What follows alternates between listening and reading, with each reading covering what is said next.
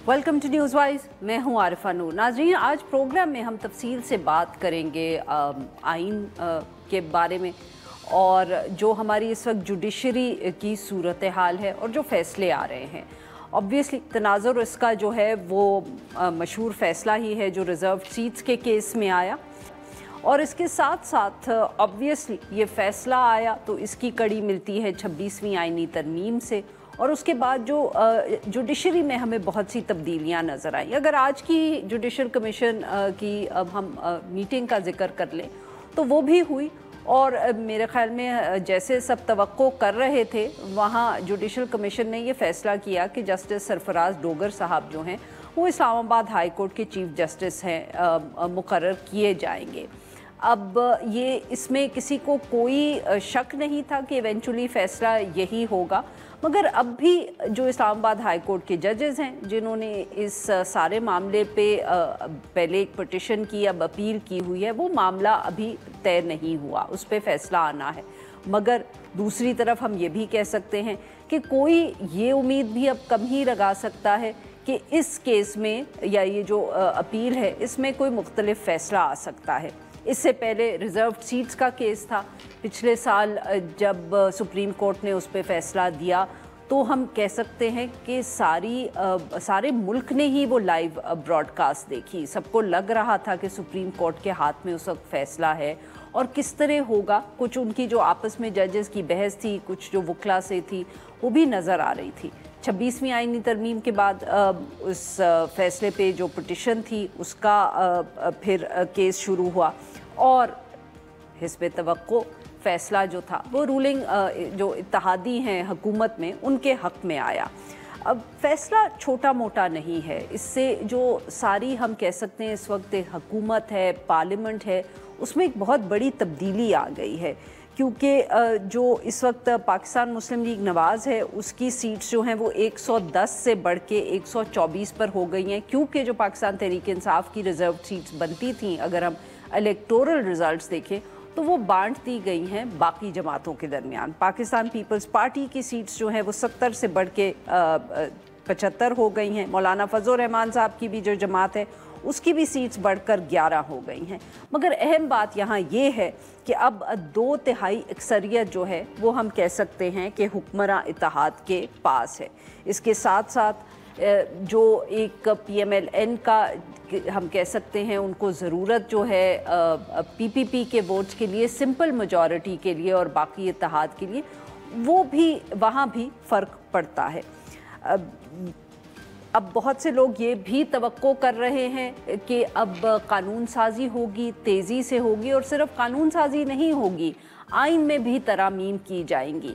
इस्लामाबाद में अगर किसी भी सहाफ़ी से, सियासतदान से बात कर लें तो बहुत क़यासराई हो रही है कि ये जो अब आगे आइनी तरामीम है ये क्या होंगी, इनसे क्या नतीजा निकलेगा। और ये ख़दशात भी हैं कि जो एक हमारी कॉन्स्टिट्यूशन है या जो पार्लियामेंट्री डेमोक्रेसी है इसमें भी अब बहुत तब्दीलियां हो सकती हैं। The numbers are now there, और ये भी हम जानते हैं कि जो भी हुक्मरान इत्तेहाद में इस वक्त जमातें हैं या उनके करीब हैं वो कोई ख़ास सोच समझ कर या बहस करके या आइनी तरामीम पास करने के हक़ में नहीं हैं।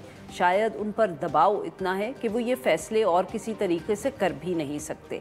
बहुत से ख़दशात हैं, और आने वाले दिनों में अब हम कह सकते हैं कि एक ऐसी पार्लियामेंट जिसके ऊपर बहुत से सवालात थे और कई दफ़े जो लगता था कि बहुत इर्रेलेवेंट सी हो गई है, उसको बहुत गौर से और नज़दीक से हम सबको देखना पड़ेगा। इस सब इश्यूज़ पे बात करने के लिए आज हमारे साथ है मरियम नवाज़ ख़ान साहिबा, कोर्ट पे बहुत गहरी नज़र रखती हैं। हमें ज्वाइन किया है हसन रज़ा पाशा साहब ने, माहिर कानून हैं, और हमारे साथ मौजूद हैं असद रहीम ख़ान साहब जो भी एक माहिर कानून है। Welcome to the show all of you. Maryam साहिबा, आपसे गुफ्तगू का आगाज़ करते हैं। सबसे पहले तो अगर जो आज जुडिशल कमीशन का फ़ैसला आया तो अगेन नो सरप्राइजेस, बट ज़रा थोड़ा सा जो वोटिंग पैटर्न है उस पर जिक्र कर दीजिएगा, फिर मैं हसन साहब से और असद साहब से उस पर कमेंट लूँगी। دیکھیے 4 ہائی کورٹ کے چیف جسٹس لگانا تھے اور ان چاروں کے چیف جسٹس کے لیے ووٹنگ کا تناسب مختلف ہے. صرف سندھ ہائی کورٹ کے چیف جسٹس جو جسٹس جنید غفار صاحب لگائے گئے وہ یونینمسلی لگائے گئے, ان میں کسی کا اختلاف نہیں تھا. پھر جو پشاور ہائی کورٹ کے چیف جسٹس ہے وہ دوسرے نمبر کے سینیورٹی پر جج صاحب ہیں, وہی قائم مقام چیف جسٹس بھی تھے, جسٹس عتیق شاہ, اور انہوں نے مخصوص نشستوں کا وہ فیصلہ جو ابھی حال ہی میں اپہلڈ کیا ہے سپریم کورٹ نے, وہ بھی تحریر کیا تھا اوریجنلی پشاور ہائی کورٹ میں. تو جسٹس عتیق شاہ کو جو ہے وہ 11 ووٹوں کے ساتھ بنایا گیا ہے chief justice Peshawar high court. وہاں پر جو سپریم کورٹ کے سینئر 2 جج صاحبان ہیں, جسٹس منصور علی شاہ, جسٹس منیب اختر, اور پھر جو پاکستان تحریک انصاف کے دونوں ممبران ہیں بیرسٹر علی ظفر, بیرسٹر گوہر, اور جو کے پی کے وزیر قانون ہیں آفتاب عالم, انہوں نے جو ہے ان 5 لوگوں نے اس کی مخالفت کی. اس کے بعد جو بلوچستان ہائی کورٹ کے چیف جسٹس لگائے گئے جسٹس روزی خان, ان کے لیے 12 ووٹ پڑے, 4 کی مخالفت تھی پاکستان تحریک انصاف کے دونوں ممبران کی اور دونوں جج صاحبان کی, جسٹس منصور اور جسٹس منیب کی. اس کے بعد جو جسٹس سرفراز ڈوگر جن کے کا معاملہ زیادہ ڈسکشن میں بھی تھا اور اہم بھی تھا, جسٹس سرفراز ڈوگر کی سینیورٹی جو تھی وہ ظاہری بات ہے صدر مملکت نے اتوار کو نوٹیفیکیشن کر دی تھی طے, کیونکہ ان کو بھی ریسنٹلی اسلام آباد ہائی کورٹ ٹرانسفر کیا گیا ہے. بالکل, وہ ٹرانسفر کیا گیا, ان کے ٹرانسفر کو مستقل بھی قرار دے دیا گیا. تو اب ان کی آج جو معاملہ تھا اس میں یہ دیکھنا تھا کہ ووٹنگ کا تناسب کیا ہوگا, کیونکہ ہر جو جوڈیشل کمیشن کا اجلاس تھا نا اس میں ممبران مختلف تھے. جیسے صوبوں کا ہے تو صوبائی وزیر قانون, صوبائی ممبر, صوبائی بار کے ریپرزینٹیٹو, تو وہ مختلف تھے. تو جسٹس سرفراز ڈوگر کے لیے اسلام آباد بار کے نمائندے تھے, پھر اسلام آباد ہائی کورٹ کے سابق جج اور جسٹس شوکت عزیز صدیقی, کوئی تعارف تو ان کا چاہیے نہیں, وہ ہیں. تو اب بہت سارے لوگ اس کو اس طرح کیلکولیٹ کر رہے تھے کہ ہو سکتا ہے کہ ووٹنگ ادھر ادھر ہو جائے, لیکن میجورٹی کا خیال یہی تھا کہ ایسا ہو نہیں سکتا. جسٹس سرفراز ڈوگر کو 15ویں نمبر سے اس لیے تو نہیں لایا گیا کہ ان کو یہاں پہ چیف جسٹس نہیں بنایا جائے گا. بہرحال ان کی ووٹنگ سب سے انٹرسٹنگ ہوئی. 9 ووٹ جو ہیں ان کو فیور میں پڑے, ظاہر ہے جس میں حکومتی ووٹس بھی ہیں, اسپیکر کی نامنی ہے جو روشن خورشید بھروچا, ان کا ووٹ بھی ہے. پھر وزیر اعظم نے وزیر قانون کی جگہ جو اپنی نامنی دی تھی اس خصوصی اجلاس کے لیے, رانا تنویر, وہ بھی تھے. اس میں جو ڈیسائیسو ووٹ تھا, کیونکہ 16 ٹوٹل ممبران تھے, 8 کی جو ہے نا وہ تھوڑی سی تناسب یہ دیکھنا ہوتا ہے جوڈیشل کمیشن میں کہ میجورٹی کتنے ووٹس کی ہوگی, بھلے جو مائنورٹی میں ان کی الگ الگ آ رہا ہو. تو اس میں جسٹس شوکت عزیز صدیقی کا ووٹ جو ہے وہ ڈیسائیسو ثابت ہوا. انہوں نے ووٹ وہاں دیا تو 9 ووٹس کی میجورٹی کے ساتھ جسٹس سرفراز ڈوگر اسلام آباد ہائی کورٹ کے چیف جسٹس بنے. اب جسٹس منصور علی شاہ اور جسٹس منیب اختر نے جسٹس محسن اختر کیانی جو کہ سینئر جج ہیں نیکسٹ ٹو جسٹس سرفراز ڈوگر, ان کو ووٹ دیا. پاکستان تحریک انصاف کا ایلیمنٹ کچھ سرپرائزنگ ہے, انہوں نے چیف جسٹس یحییٰ خان آفریدی اور اسلام آباد بار کے جو نمائندے تھے ذوالفقار عباسی صاحب, ان کے ساتھ مل کر انہوں نے ووٹ کیا ہے جو جسٹس میاں گل حسن اورنگزیب ہیں ان کو. اب جب پی ٹی آئی کے ممبران ابھی اجلاس میں نہیں گئے تھے, جب ہم نے ان سے سوال کیا تو انہوں نے کہا کہ ہمارا تو موقف ہے اصولی طور پر کہ سینئر ججز کو چیف جسٹس بننا چاہیے, لیکن پھر اجلاس کے بعد پتہ چلتا ہے کہ سینئر تو اگر جسٹس سرفراز ڈوگر کا وہ ڈسپیوٹڈ معاملہ سمجھتے ہیں تو پھر تو جسٹس محسن اختر کیانی ہے, ان کو ووٹ نہیں دیا گیا. ٹھیک ہے, we'll just come back to that. حسن صاحب, حسن پاشا صاحب, سر آپ نے سنی مریم صاحبہ کی گفتگو, جو سرفراز ڈوگر صاحب بنے اس پہ تو شاید کسی کو کوئی جس کو کہتے ہیں نا سرپرائز نہیں ہوا سر. ہاں جی بالکل, سرپرائز ہونا بھی نہیں چاہیے تھا, یہ انڈرسٹوڈ تھا. بلکہ آپ دیکھیں مجھے تھوڑا سا سرپرائز ہوا جناب جسٹس جمال مندوخیل صاحب کا کہ انہوں نے کسی کو بھی ووٹ نہیں دیا, وہ ابسٹین کر گئے میرا خیال ہے. کیوں مریم, ایسی بات ہے نا, مجھے تو یہی وہ ویڈیو کے ذریعے پتہ چلا. جسٹس جمال نے کسی کو بھی ووٹ نہیں کیا. ہاں, تو اس حساب سے بہرحال جو دیکھیں 2 چیزیں تھیں. ڈوگر صاحب کو ٹرانسفر کیا گیا آرٹیکل 200 کے تحت, اسلام آباد ہائی کورٹ لایا گیا, اور جب وہ ان کو سینئر پیونی جج بنایا گیا اس وقت جسٹس فاروق صاحب جو ہے وہ تھے, عامر فاروق صاحب جو تھے چیف جسٹس تھے, تو انہوں نے سینئر پیونی جج بنا دیا. تو اگر ان کی سینئرٹی کو کاؤنٹ کیا جائے from the debt of his oath in Lahore high court, تو وہ جسٹس محسن اختر کیانی صاحب سے سینئر ہی تھے وہاں بھی. تو یعنی ڈیٹ آف اپوائنٹمنٹ کی میں بات کر رہا ہوں. تو اس لحاظ سے انہوں نے بنایا, جو کہ لیٹر آن جب معاملہ ابھی سپریم کورٹ کے ایک بینچ نے پریزیڈنٹ آف پاکستان کی طرف بھیجا تو انہوں نے سینئرٹی جو ہے وہ فکس کر کے بھیج دی کہ اس طریقے سے ہوگی. انہوں نے بھی ڈوگر صاحب کو سینئر بنا دیا. تو جوڈیشل کمیشن آف پاکستان نے 2 مہریں سب کی ان کی یہاں پہ تعیناتی کی. نمبر 1 کہ ان کو سینئر موسٹ جج آف دی اسلام آباد ہائی کورٹ ڈکلیئر کیا, اور نمبر 2 ان کو پرماننٹ چیف جسٹس بنا دیا. تو یہ چیز سامنے آ گئی. اور تیسری بات جو کہی جا رہی ہے اپنا جسٹس کیا کہتے ہیں صدیقی صاحب کی, تو ان کا کوئی اتنی اچنبے کی بات نہیں ہے. جسٹس صدیقی صاحب بہرحال مجھے تو یہی لگ رہا تھا کہ ان کا ووٹ انہی کی فیور میں جائے گا, چونکہ باقی جو 2 معزز جج صاحبان انڈر کنسیڈریشن تھے, شاید جس وقت وہ سینئر پینی جج تھے اس وقت کوئی ان کے تعلقات شاید اتنے اچھے نہ تھے. یہ بھی ایک وجہ ہو سکتی ہے, اس وجہ سے انہوں نے دیا. صحیح. یعنی کہ سر آپ یہ کہہ رہے ہیں کہ وہ جسٹس صدیقی صاحب کی جو اپنی ایک تجربہ رہا ہے اسلام آباد ہائی کورٹ پہ, کہ اس کے بیسس پہ ہو سکتا ہے انہوں نے ووٹ دیا. جی اسد صاحب, آپ نے مریم صاحبہ کی بھی بات سنی, حسن پاشا صاحب کی بھی بات سنی.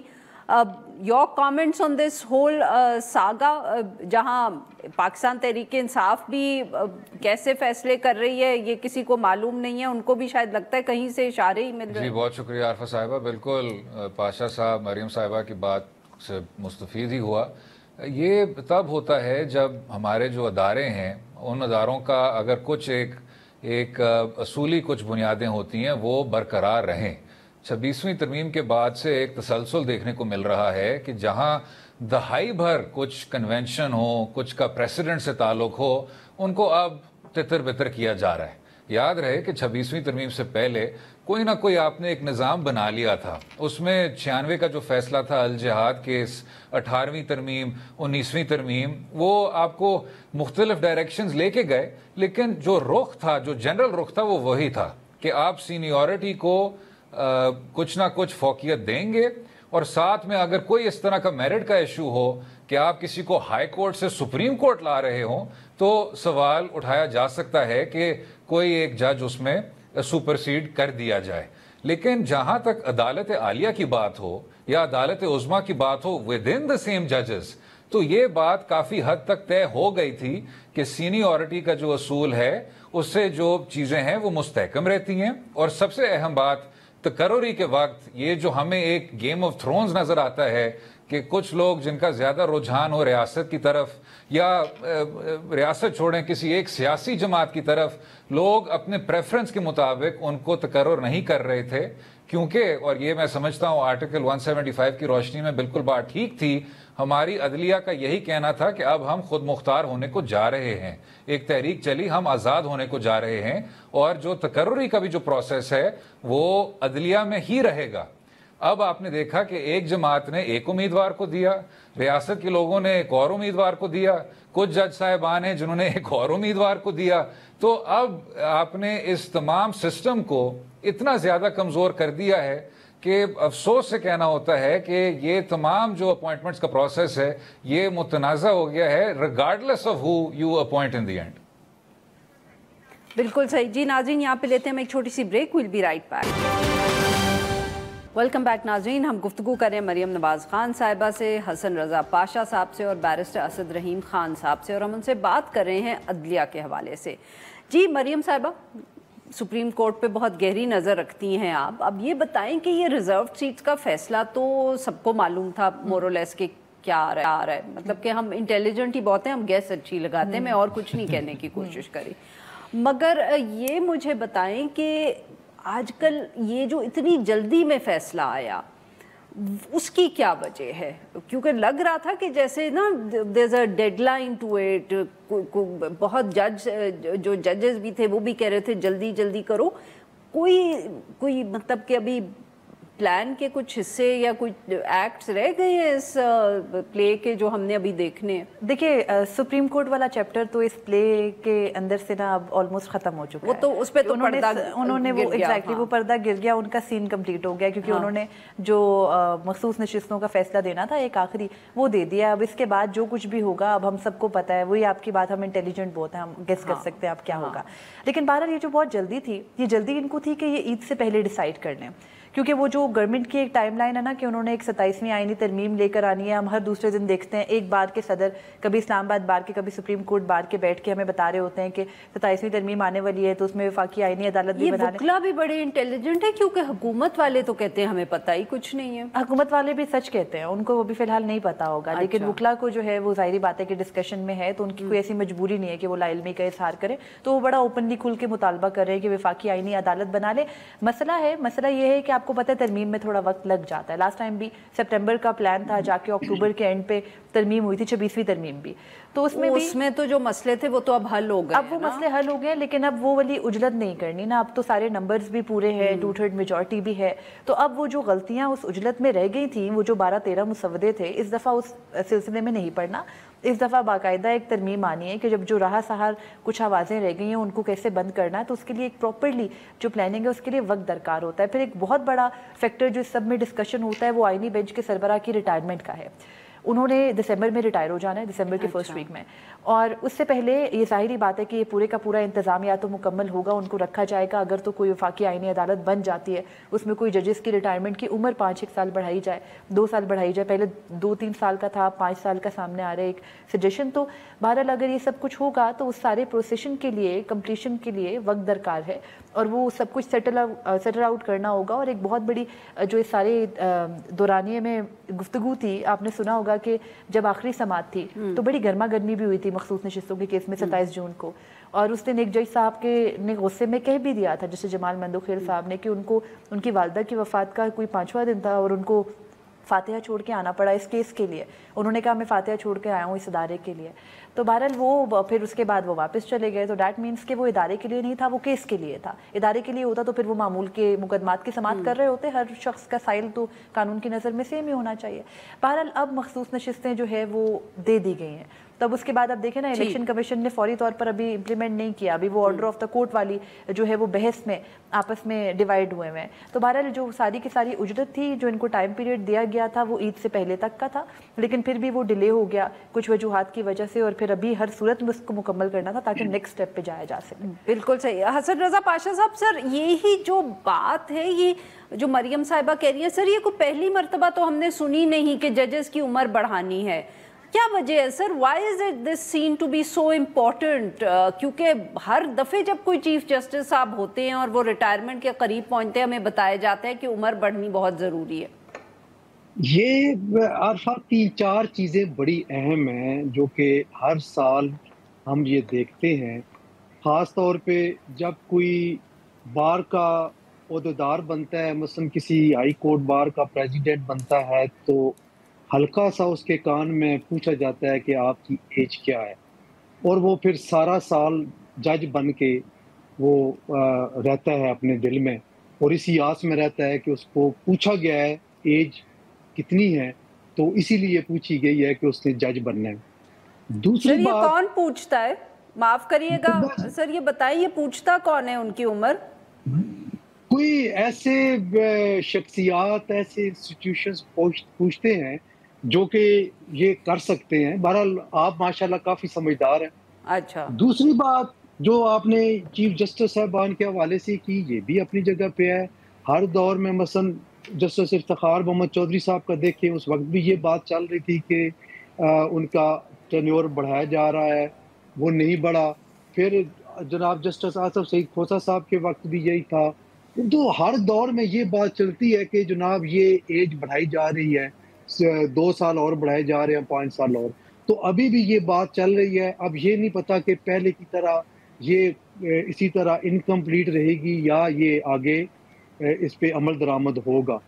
تو اسپیکولیشنز بہرحال ہمارے ملک میں بہت زیادہ ہوتی ہیں, اندازے لگائے جاتے ہیں, کچھ اندازے لگ جاتے ہیں, درست ہو جاتے ہیں, اور کچھ اندازے ہمارے غلط ثابت ہوتے ہیں. لیکن میں یہ سمجھتا ہوں کہ اسپیکولیشنز پہ زیادہ بات نہیں کرنی چاہیے. دیکھنا چاہیے کہ 2 اور 2 4 ہیں, تو 4 کب ہو رہے ہیں اور کیسے ہو رہے ہیں اور وہ کیوں کر ہو رہے ہیں. یہ چیزیں بہرحال ہمیں دیکھنی چاہیے. سر ویری کوئکلی اسد صاحب پہ جانے سے پہلے, کیا آپ نے کوئی اسپیکولیشن سنی ہے سر 27ویں آئینی ترمیم کے بارے میں؟ یہ جب سے یہ فیصلہ ہوا ہے ریزرو سیٹس کا, پچھلے 2 دن سے تو میڈیا پہ 27ویں ترمیم ہی چل رہی ہے. لیکن ابھی تک کسی بھی حوالے سے، کسی کارنر سے، حکومتی ذرائع سے ہم تک یہ بات نہیں پہنچی کہ 27ویں ترمیم کرنے جا رہے ہیں اور یہ ان کے جو ہے صحیح وہ ہیں پروپوزلز ہیں جس کی وجہ سے کرنے جا رہے ہیں۔ آپ کو یاد ہوگا 26ویں ترمیم میں پاکستان بار کونسل کو مسودہ دیا گیا تھا، ہم نے سارے پاکستان کے وکلاء کو جمع کیا، قیادت کو، ایک اس پہ ہم نے ایک 5-6 نشستیں کی، ہم نے ایک بھیجا ان کو، لیکن کوئی اس پہ 50% عمل درآمد کیا گیا، ہماری تجاویز پہ 50% ایسے ہی رہ گئی۔ تو دیکھتے ہیں اب اس پہ حکومت وقت اب بھیجتی ہے یا نہیں بھیجتی، یا بار ایسوسیشن یا بار کونسلز کو آن بورڈ لیتے ہیں یا نہیں لیتے، اب یہ وقت آنے پہ ہی پتہ چلے گا۔ صحیح صحیح۔ بیرسٹر صاحب، اسد صاحب، آپ نے گفتگو سنی باقی دو مہمانوں کی، تو سر اب تھوڑا سا سیاسی سوال ہے کہ اب جب یہ ریزروڈ سیٹس کا فیصلہ آ ہی گیا ہے تو اب تو میرے خیال میں حکومتی اتحاد کو کوئی دقت نہیں ہونی چاہیے کسی قسم کی بھی آئینی ترمیم پاس کرنے میں۔ یہ سمجھنا یا ہم یہ امید لگا کے رکھیں کہ کیونکہ ایک سے زیادہ جماعت ہے اور سب کو اکٹھا ہونا پڑے گا تو بہت مشکل سے یہ کنسنسس بنے گا کوئی بھی جو آئینی ترمیم پاس کرنی ہو کسی بھی موضوع پہ؟ نہیں جی، اب تو خاصی آسانی ہوگی۔ پہلی بار ہے کہ کسی ایک چھوٹے بینچ نے اپنے سے بڑے بینچ کا اس طرح فیصلہ ریویو کر لیا۔ پہلی بار ہے کہ جو شخص تھے جنہوں نے اختلافی نوٹ لکھا یہ کہتے ہوئے کہ عدالت عظمیٰ کے فیصلے پر عمل درآمد ہونا ہی نہیں چاہیے، ان کو آپ نے اس ریویو بینچ کا سربراہ بنا دیا۔ پہلی بار یہ ہے کہ اکثریتی جو بینچ تھا اس میں جو اکثریت کے جو لوگ تھے اس میں آپ نے کوئی 5 جج صاحبان کو کہا کہ اس کو ریویو میں شامل نہیں کیا جائے گا ان صاحبان کو، اور جو آتھر جج ہیں ان کو بھی آپ انکلوڈ نہیں کریں گے۔ تو جب اتنی بار یہ ہسٹورک فرسٹ ہوتے ہیں تو آدمی امید ہی کرتا ہے کہ پھر 2/3 اکثریت نہ صرف حاصل کرے گی حکومت، لیکن ساتھ میں جب آئین میں بھی ترمیم لانی ہو تو وہ آسانی سے ہو۔ لیکن جو آپ نے توقعات کی بات کی، بحیثیت ایک شہری یہ توقع کرنی چاہیے کہ اگر آپ پھر سے ایک بار ترمیم لائیں گے جس کا تعلق عدالتی نظام سے ہو تو 26ویں ترمیم جیسی ترمیم نہ ہو، کیونکہ یاد رہے کہ جو ہمارا اپنا لیگل سسٹم ہے، پاشا صاحب بہتر جانتے ہیں، مریم صاحبہ بہتر جانتی ہیں، اس سسٹم میں کوئی آپ کے کوئی 2.2 ملین کیسز ہیں، کوئی 22 لاکھ کیس ہیں آپ کے، اور آپ نے اس عدالت کی اصلاح کی جس کے پاس کوئی 2% کے لگ بھگ وہ کیسز ابھی زیر سماعت ہیں۔ تو اس کا مطلب یہ ہے کہ آپ قانونی اصلاحات نہیں کرنے گئے تھے، آپ پینڈنسی کو ٹھیک نہیں کرنے گئے تھے، آپ چاہ رہے تھے کہ کچھ مخصوص فیصلوں کے بعد ان میں سے مخصوص نشستوں کا فیصلہ بھی شامل ہے، یہ کہ جی سویلینز کو سویلین عدالتوں میں پیر ہونا چاہیے وہ شامل تھا، اسلام آباد ہائی کورٹ کے جو جج صاحبان تھے وہ خط لکھ رہے تھے وہ بھی شامل تھا، کئی اس طرح کے فیصلے تھے۔ وہ آپ نے کہا کہ 26ویں ترمیم کے ذریعے اس خلا کو پر کریں اور عدلیہ کو کافی حد تک ایگزیکٹو کی ثوابدید کے ماتحت کریں۔ تو اب اگر آپ 27ویں ترمیم کرنے کو جا رہے ہیں تو یہی پھر آدمی امید کرتا ہے اپنے منتخب نمائندوں سے۔ خیر اگر آپ اوریجنل مخصوص نشستوں کا فیصلہ پڑھیں تو یہ بھی واضح ہو جاتا ہے کہ یہ نمائندے کتنے زیادہ منتخب ہیں کہ اگر ترمیم لانی ہے تو ٹھیک کریں، ورنہ جس طرح 8ویں ترمیم کو 13ویں ترمیم نے ختم کیا تھا اور 17ویں کی ترمیم کو 18ویں ترمیم نے ختم کیا تھا تو یہ بھی اسی طرح ختم ہو جائے گی۔ بالکل صحیح جی۔ ناظرین یہاں پہ لیتے ہیں ہم ایک چھوٹی سی break, we'll be back. Welcome back ناظرین، ہم گفتگو کر رہے ہیں مریم نواز صاحبہ سے، حسن رضا پاشا صاحب سے اور بیرسٹر اسد رحیم خان صاحب سے۔ حسن رضا صاحب، میں یہ اسد صاحب نے جی جو لیگل نقطے اٹھائے ہیں with reference to the judgment, if you'd like to comment on it، اور سر یہ ذرا سیگمنٹ چھوٹا ہے تو I hope آپ مہمان ذرا you'll be quick in your comments۔ جی پاشا صاحب، فرسٹ یو۔ جہاں تک تو اس کا تعلق ہے ریزرو سیٹس والے فیصلے کا، تو اوریجنل جو میری سمجھ کے مطابق ہے، جو اوریجنل سپریم کورٹ کا فیصلہ تھا جس میں پشاور ہائی کورٹ کے فل بینچ کے فیصلے کو انڈو کیا گیا، اس میں بھی جو لیگل سوچ رکھنے والے بندے ہیں انہوں نے اس حد تک ضرور آبجیکشن کیا تھا کہ جب آپ 3 دن سے بڑھ کے 15 دن دے رہے ہیں ریٹرنڈ کینڈیڈیٹس کو کہ وہ کسی پارٹی کو جوائن کریں، تو یہ it amounts to be rewriting of the constitution. اور اس میں میری سمجھ کے مطابق جو پہلا حصہ ہے وہ سیٹس تو نہیں بنتی تھی سنی اتحاد کونسل کی، کیونکہ وہ پارلیمانی پارٹی کی حیثیت نہیں رکھتی تھی. لیکن جو دوسرا حصہ ہے جس میں بانٹ دی گئی حکومتی اتحاد کو، وہ بھی اسی طرح ہی ہے جس طرح ری رائٹنگ آف دی کانسٹیٹیوشن کے زمرے میں آتا ہے. تو میں تو یہ سمجھتا ہوں اب شاید جب ڈیٹیل ججمنٹ آئے گی تو ہو سکتا ہے اس میں کوئی جسٹیفیکیشن ہو، لیکن آرٹیکل 51 اور آرٹیکل 106 میں کہیں بھی یہ نہیں طے پایا گیا، کہیں بھی یہ نہیں لکھا ہوا، نہ ہی الیکشن ایکٹ میں، کہ اگر آزاد اراکین کو ہم سیٹس نہیں دیتے تو پھر وہ سیٹیں جو ہے وہ باقیوں کو تقسیم ہوگی. یہ آئین میں نہیں لکھا ہوا. بالکل صحیح. اب مریم صاحبہ آپ نے if you want to comment on what the two other guests have said, وہ بالکل صحیح. بٹ یہ جو اب حسن رضا پاشا صاحب بات کریں وہ بہت اہم ہے، جو انہوں نے کہا کہ دوسروں کی نہیں بنتی، مگر پھر کیا ہم پارلیمنٹ کو نامکمل چھوڑ سکتے تھے؟ وہ بھی تو ایک لیگل چیلنج بن سکتا تھا. دیکھیے اوریجنل کیس کے اندر تو یہ ڈسکشن بہت زیادہ رہی تھی، انفیکٹ پورے کیس کے اندر بات ہی یہ ہوتی رہی. لیکن ابھی ریویو میں ہم نے دیکھا کہ یہ پوائنٹ انڈر ڈسکشن نہیں آیا.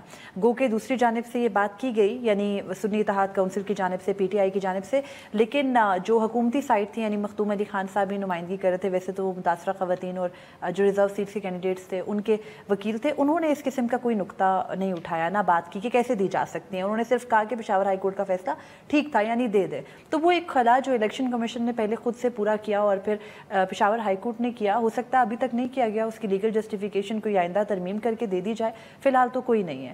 لیکن اس کے علاوہ جو اہم نقطہ اس سب میں ہے، گزشتہ روز بھی یہ ہوا کہ سنی اتحاد کونسل بھی گئی سپریم کورٹ میں ایک درخواست لے کر، جو سپریم کورٹ نے دینے سے منع کر دیا. اور پھر پی ٹی آئی نے ایک مراسلہ بھی لکھا رجسٹرار سپریم کورٹ کے نام، اور اس میں کہا کہ ہمیں سرٹیفائڈ کاپی جو ہے وہ درکار ہے اس آرڈر کی. اور سرٹیفائڈ کاپی کا مطلب یہ ہوتا ہے کہ جتنے ججز نے یہ کیس سنا ہے ان تمام تر ججز کے دستخط اس کے اوپر موجود ہوں. تو 10 ججز کے دستخط کے ساتھ تو آلریڈی جو فیصلہ ہے وہ جاری ہوا ہے 27 جون کو. لیکن 2 جج صاحبان یعنی جسٹس عائشہ ملک اور جسٹس عقیل عباسی، جن کے حوالے سے آئینی بینچ کے سربراہ جسٹس امین الدین خان نے یہ دعویٰ کیا، پھر وہ حکم نامے میں بھی آیا تھا 6 مئی 2025 کے، کہ ان دونوں جج صاحبان کی رائے حتمی فیصلے کے ساتھ شامل ہوگی. ان دونوں ججز نے ابھی تک دستخط نہیں کیے. انفیکٹ انہوں نے جب اپنا وہ جو اختلافی رائے تھی جب وہ جاری کی تھی تو اس کے اندر بھی درج تھا کہ وہ اب بینچ کا حصہ نہیں ہے اور وہ یہ کیس نہیں سن رہے.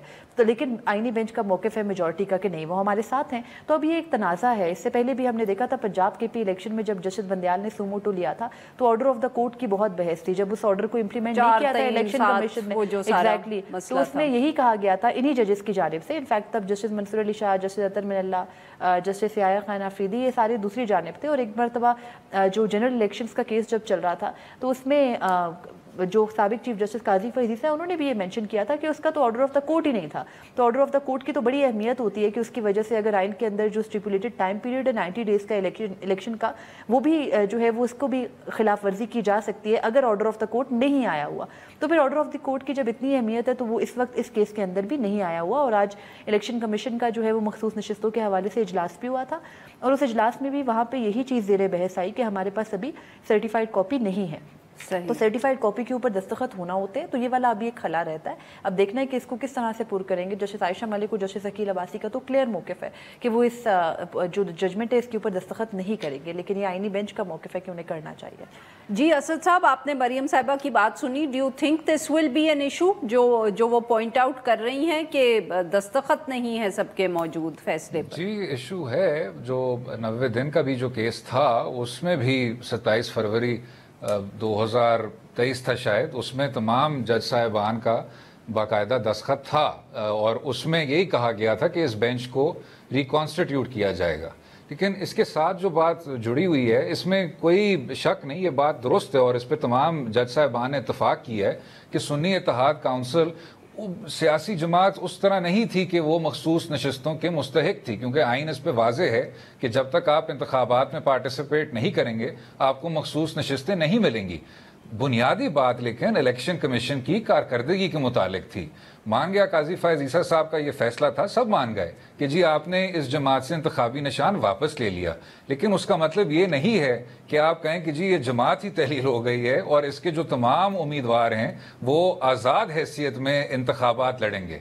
ये तो ऐसा है जैसे आपने नेशनल अवामी पार्टी की तरह इस जमात को ख़त्म कर दिया है। तो अदालत उज़्मा ने कहा कि हम अदालत आलिया से मुख्तलिफ हैं, यहाँ आर्टिकल 184(3) है, आर्टिकल 187 है कि हम मुकम्मल इंसाफ कर सकते हैं और तहरीक इंसाफ हमारे सामने हो, सुन्नी इत्तेहाद काउंसिल हमारे सामने हो। बात यह है कि जो वोटर है, जो इलेक्टरेट है, जो अवाम पाकिस्तान है, उनके बुनियादी हकूक को महफूज रखते हुए हम इस खला को पुर करेंगे और हम मखसूस नशिस्तें उन्हीं लोगों को देंगे जो उसके मुस्तहिक हैं, जिसको वोटर ने वोट दिया है। वो ना तो बाकी सियासी जमातें थीं जिनको, जिस तरह पाशा साहब ने बिल्कुल दुरुस्त कहा, किसी कानून के मुताबिक उनको ये नशिस्तें नहीं मिली, उस पे अदालत उज़्मा का ओरिजिनल फैसला था। तो आपने ऑर्डर ऑफ द कोर्ट की बात की, इसमें तो जो बेसिक चीजें हैं, जो बुनियादें हैं रिव्यू के असूल की, उससे आप आगे बढ़ गए। कभी ऐसा नहीं हुआ कि एक 12 मेंबर बेंच ने 30 मेंबर को रिव्यू किया हो,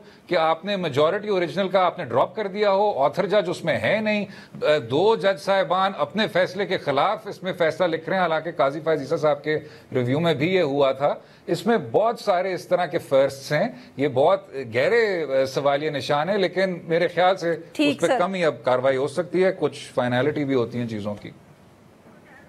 बिल्कुल। I have a very quick question for all three. I start with Maryam साहिबा। मरियम साहिबा, आपको लगता है कि 26वीं आईनी तरमीम और 27वीं आईनी तरमीम कहीं आगे वाले दिनों में रिवर्स होगी, जैसे कि असद साहब कुछ देर पहले कह रहे थे? Very quickly. देखिए, अगर कभी भी पाकिस्तान में कुछ हतमी नहीं होता, आप लोगों से हमने ये चीज़ सीखी है, तो हो सकता है जब कभी हालात बदलेंगे तो कोई एक और तरमीम लाके सब कुछ अंडू किया जा सके। जी हसन साहब। जी बिल्कुल, 26वीं तरमीम में भी अभी कुछ ऐसे फ्लॉज हैं जिनको रेक्टिफाई करना है और कुछ चीज़ें हैं, तो यकीनी तौर पे उसको भी काटर करने के लिए 27th अमेंडमेंट आएगी। और एक चीज़ बड़ी इंपॉर्टेंट है कि constitution is a live document, इसमें एवोल्यूशन के साथ चेंजेस आती हैं और अमेंडमेंट्स आनी चाहिए भी, लेकिन देखना ये है कि बेसिक स्ट्रक्चर के खिलाफ ना हो, तो उसमें कोई मज़ायका नहीं है। जी असद साहब, आपका किसी भी सियासी जमात से ताल्लुक हो, कोई भी पर्सपेक्टिव हो, अगर आज़ादी अदलिया आपके लिए थोड़ी बहुत भी अहम है, तो ये मेरे ख्याल से दुरुस्त है तसव्वुर करना कि 26वीं तरमीम एक बदतरीन तरमीम थी और हमें प्री 1996 पोजीशन पे ले गए हैं।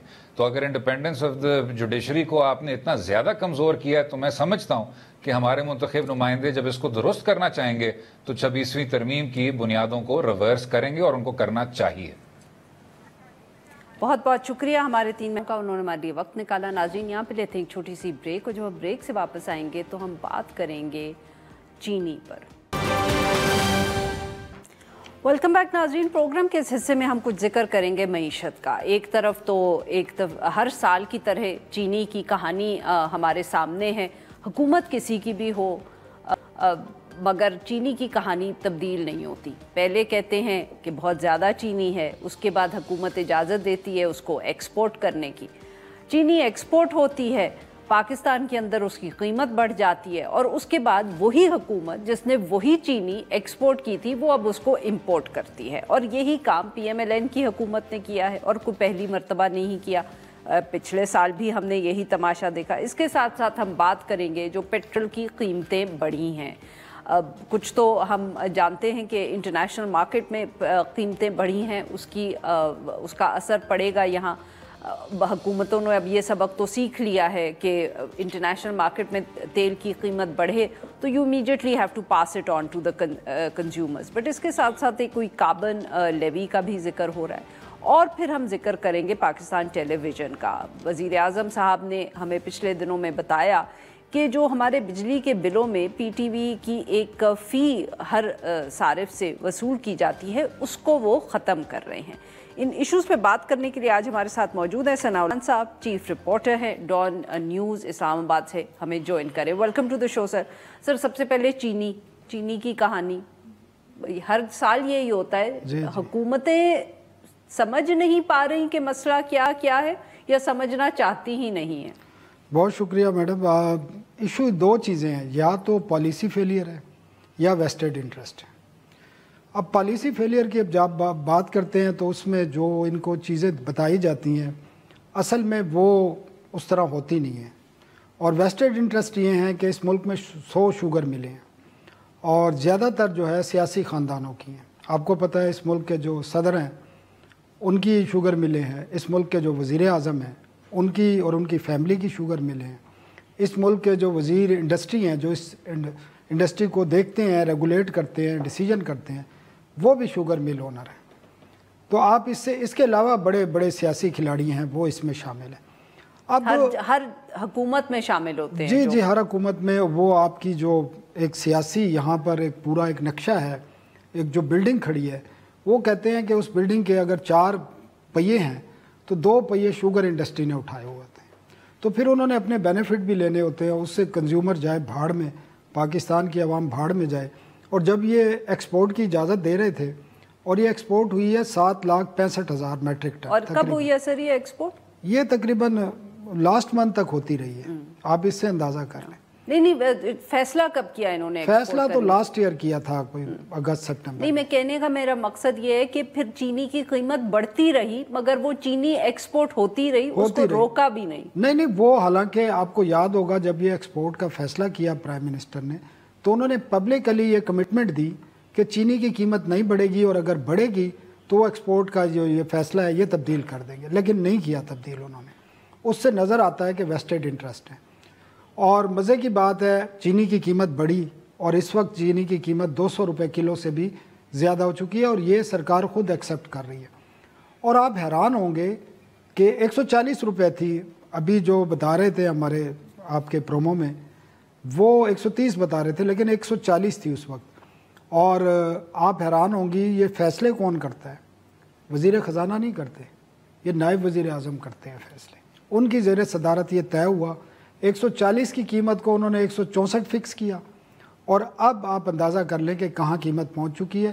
اور اب یہ محسوس کیا گیا ہے کہ امپورٹ کا مسئلہ ہے، شارٹیج ہو جائے گی، اب امپورٹ کی اجازت دی گئی ہے، اس میں ایک اور بڑا مسئلہ آ رہا ہے۔ اچھا، کیونکہ اگر اس میں مسئلہ یہ ہے کہ اگر آپ امپورٹ کرتے ہیں جو اس وقت ٹیکسز ہیں اور جو ان کے چارجز ہیں وہ 245 روپے پر kg پاکستان میں پہنچے گی اور پھر بکے گی کس قیمت پہ؟ اور آپ اندازہ کر لیں اس کے لیے سبسڈی کی ضرورت ہے۔